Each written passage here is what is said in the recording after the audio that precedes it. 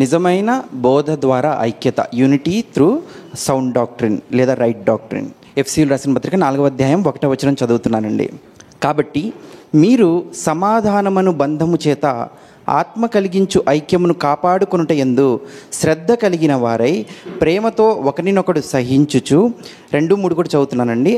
మీరు పిలువబడిన పిలుపునకు తగినట్లుగా దీర్ఘశాంతంతో కూడిన సంపూర్ణ వినయముతోనూ సాత్వికముతోనూ నడుచుకొనవలనని ప్రభువును బట్టి ఖైదీనైన నేను మిమ్మును బతిమాలు కొనుచున్నాను. ఇక్కడ మీరందరూ ఒక సంఘంగా కూడుకున్నారు కదా. సంఘంగా కూడుకున్న మన అందరిలో కూడా సమాధానము, శాంతి అనే బంధం కలిగి ఉండాలండి. అంటే మనందరి మధ్య శాంతి సమాధానాలు ఉండాలి, గొడవలు కొట్టాట్లు ఉండకూడదు. మీరు సమాధానమును బంధము చేత ఆత్మ కలిగించు ఐక్యమును కాపాడుకొనుట యందు శ్రద్ధ కలిగిన వారై. మనమందరం ఇక్కడ ఐక్యంగా ఉన్నాం కదండి. ఆ ఐక్యతను కాపాడుకోవడానికి శ్రద్ధ కలిగిన వారై ఉండాలట. ఏమండి, శ్రద్ధ కలిగి ఉండడం అంటే ఆటోమేటిక్గా జరిగిపోదండి. అంటే మనం ఐక్యతగా ఉండాలి అని అంటే అది ఆటోమేటిక్గా జరిగిపోయేది కాదు. మనం దానికోసం కృషి చేయాలి, శ్రద్ధ కలిగి ఉండాలి. ఇంకా ఏముందంటే ఇక్కడ ప్రేమతో ఒకరినొకడు సహించుచు, అంటే మనందరికీ ఒకరి పట్ల ఇంకొకరి మీద ప్రేమ కలిగి ఉండాలి, సహించుచూ ఉండాలి. అంటే ఎవరైనా ఏదైనా తప్పు చేస్తే వెంటనే వాళ్ళ మీద కోపం పెట్టుకోకూడదు, క్షమించాలి, ప్రేమించాలి. ఇంకా 2వ వచనంలో ఏముందంటే మనందరికీ సంపూర్ణ వినయము, సాత్వికము ఉండాలి. సంపూర్ణ వినయము అనంటే మనల్ని మనం తగ్గించుకోవడం అండి, హంబుల్గా ఉండడం. గర్వానికి ఆపోజిట్ అండి, గర్వానికి వ్యతిరేక పదము వినయము. గర్వం వలన జగడం పుట్టునని సామెతల గ్రంథం 13వ అధ్యాయం 10వ వచనంలో ఉంది. గర్వం వలన జగడం పుడుతుంది. అదే వినయంగా మనల్ని మనం తగ్గించుకొని ఉంటే అవతల వాళ్ళు చెప్పేది మనం వింటాము, దానివల్ల మనకి ఐక్యత కలిగే అవకాశం ఉంది. ఇలా మనము వినయంతో సాత్వికంతో నడుచుకోవాలని పౌలు గారు సంఘంలో ఉండే వాళ్ళందరినీ బతిమాలుకుంటున్నారండి ఇక్కడ. సరే అండి, మనం అందరం ఇక్కడ సంఘంగా కూడుకున్నాము, మనం అందరం ప్రేమతో ఉండాలి, మంచిగా ఉండాలని మనకు అర్థమైంది కదా. అసలు మనం సంఘంగా దేన్ని బట్టి కూడుకున్నాము, ఏంటి దానికి రీజన్ ఏంటి? అసలు మనమందరం ఒకే కులానికి సంబంధించిన వాళ్ళమా? మనమందరం ఒకే ప్రాంతానికి సంబంధించిన వాళ్ళమా? మనకేమైనా ఒకే రకమైన రాజకీయ భావజాలం ఏమైనా ఉందా?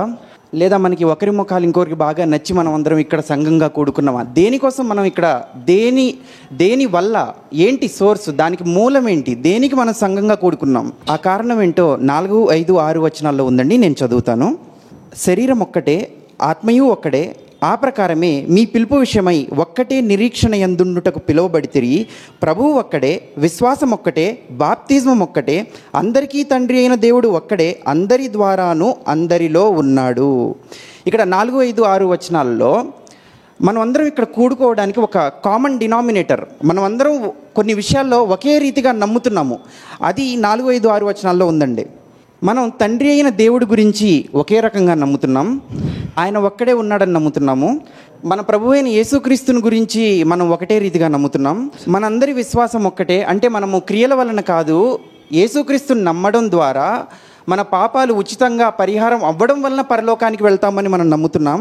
అలాగే పరిశుద్ధాత్మ దేవుడు కూడా ఉన్నాడు మనందరిలో. ఎవరైతే నిజంగా రక్షణ పొందారో వాళ్ళందరిలో పరిశుద్ధాత్మ దేవుడు ఉన్నాడని కూడా మనం నమ్ముతున్నాం. అలాగే బాప్తిజం కూడా ఒకటే, మనం అందరం కూడా ఒకే రకమైన బాప్తిజంలో నమ్ముతున్నాము. చిలకరింపు బాప్తిజము లేకపోతే చిన్నపిల్లలకి బాప్తిజం ఇవ్వడం, ఇవేం మనం నమ్మట్లేదు కదా. అంటే మనం అందరం కూడా తండ్రి అయిన దేవుడి గురించి, యేసుక్రీస్తు గురించి, పరిశుద్ధాత్ముడి గురించి, లేదా బైబిల్లో ఉన్న బోధ గురించి కొన్ని మౌలికమైన బోధ అంటారు కదా, ప్రాథమిక బోధ అంటారు కదా, అవన్నీ కూడా మనం ఒకే రకంగా నమ్ముతున్నాం. కాబట్టి మనం అందరం ఇక్కడ సంఘంగా కూడుకున్నాం. ఏమంటే దీన్ని మనం మర్చిపోకూడదు. మనము బైబిల్లో ఉన్న బోధ ఇది ఇక్కడ కరెక్ట్గా ప్రకటించబడుతుందని మనము సంఘంగా కూడుకున్నాము. దీన్ని మనం మర్చిపోకూడదు. 11వ వచనం చూద్దామండి. ఎఫ్సీలు రాసిన పత్రిక 4వ అధ్యాయం 11వ వచనానికి చూద్దాం. మనమందరము విశ్వాస విషయంలోనూ దేవుని కుమారుని గూర్చిన జ్ఞాన విషయంలోనూ ఏకత్వము పొంది సంపూర్ణ పురుషుల మగు వరకు. అంటే దేవుడు ఇక్కడ 11వ వచనం మనం చదివితే మనమందరము దేవుని కుమారుని గూర్చిన జ్ఞాన విషయంలోనూ అదేవిధంగా విశ్వాసం విషయంలోనూ ఏకత్వం పొందాలని కోరుకుంటున్నాడు అని మనకు అర్థమవుతుంది. ఇక్కడ అండి దేవుని కుమారుని గూర్చిన జ్ఞాన విషయం అంటే ఇది ఎక్కడ ఉంటుంది? బైబిల్లో ఉంటుంది. అంటే బైబిల్లో ఉన్న బోధను బట్టి మనమందరము ఏకంగా ఉండాలి అని మనకు అర్థమవుతుంది. 13వ వచనం చూద్దామండి. పరిశుద్ధులు సంపూర్ణులగునట్లు క్రీస్తు శరీరము క్షేమాభివృద్ధి చెందుటకు పరిచర్య ధర్మం జరుగుటకును ఆయన కొందరిని అపోస్తలుగాను, కొందరిని ప్రవక్తలుగాను, కొందరిని సువార్తికులుగాను, కొందరిని కాపరులుగాను, ఉపదేశకులను గాను నియమించెను. దేవుడు ఈ విధంగా మనం అందరము దేవుని కుమారుని గురించిన జ్ఞాన విషయంలోనూ, అదేవిధంగా బైబిల్లో ఉన్న బోధ విషయంలో అందరం ఏకత్వం కలిగి ఉండాలని మన కోసము కాపరుల్ని, సువార్తికుల్ని, ఉపదేశకుల్ని, మొదటి శతాబ్దంలో అపుస్తలను కూడా ఇచ్చాడు. అంతేకాదండి, మనం నిజంగా దేవుణ్ణి నమ్మితే, మనం రక్షింపబడితే మనందరిలో కూడా దేవుడు పరిశుద్ధాత్మనిచ్చాడు. ఆ పరిశుద్ధాత్మ ద్వారా మనం బైబిల్ చదివినప్పుడు బైబిల్లో ఉన్న జ్ఞాన విషయాలు అర్థమవుతాయి. ఏమండి, దేవుని జ్ఞానము మనము అర్థం చేసుకొని, ఆ బోధని అర్థం చేసుకొని దాన్ని బట్టి ఏకం కావాలి. ఆ విషయంలో మనం అందరం ఏకంగా నమ్మాలి. అంతేగాని చర్చ్ మన ఇంటికి దగ్గరుందని కూడుకోవడమో, లేకపోతే పెద్ద మెగా చర్చ్ ఉంది, ఇక్కడ అంబియన్స్ బాగుందని కూడుకోవడము, ఇది దేవుడు కోరుకోవట్లేదండి. ఏమండి, దేవుడి కోరికను మనం అర్థం చేసుకోవాలి. మనం అందరం కూడా దేవుని జ్ఞానం విషయంలో అభివృద్ధి చెంది మనం అందరం ఏకం కావాలి. అలా జరగాలంటే మనకందరికీ బైబిల్ రావాలి. ఒకవేళ మనకి బైబిల్లో విషయాలు అర్థం కావట్లేదు అనుకోండి, పెద్దగా సరిగ్గా తెలియదు అనుకోండి, ఇంకేముందండి, ఇంకా ఏ చర్చికి వెళ్ళినా ఒకటే కదా. ఆ ఏకత్వం అనేది, ఆ సంఘంగా కూడుకోవడం అనేది స్ట్రాంగ్గా, బలంగా ఉండదండి. 14వ వచనం చూస్తే, అందువలన మనం ఇక మీదట పసిపిల్లలమై ఉండి, అంటే మెచ్యూరిటీ లేకుండా, ఆ 14వ వచనంలో ఉందండి, ఏ బోధ పడితే ఆ బోధకి కొట్టుకొని పోయి సంఘాన్ని విడిచిపోయే అవకాశం ఉంది అని ఇక్కడ ఉందండి. కానీ ప్రపంచ క్రైస్తవంలో ఒక తప్పుడు బోధ లేదా ఒక తప్పుడు అభిప్రాయం ఉందండి. అదేంటో తెలుసా? మనమండి బైబిల్లో ఉన్న భేదాభిప్రాయాలు లేదా సిద్ధాంతపరమైన భేదాభిప్రాయాలన్నీ పక్కన పెట్టేసి ఒకరినొకరు కలిసిపోదామండి, మామూలుగా క్రైస్తవులని చెప్పుకుంటున్నారుగా, చాలు మనందరం కలిసిపోదాము అని చెప్పుకుంటున్నారు. ఏమండి, దేవుని జ్ఞానము, దేవుని మాటల్ని మనం పట్టించుకోకుండా కూడుకుంటే అసలు దానికి మనం దేవునికి అసలు విలువ ఇచ్చినట్టే కాదు. అలా కూడుకోవడం వల్ల ఎలాంటి ఉపయోగం లేదు. అది దేవుడు కోరుకోవడం లేదు.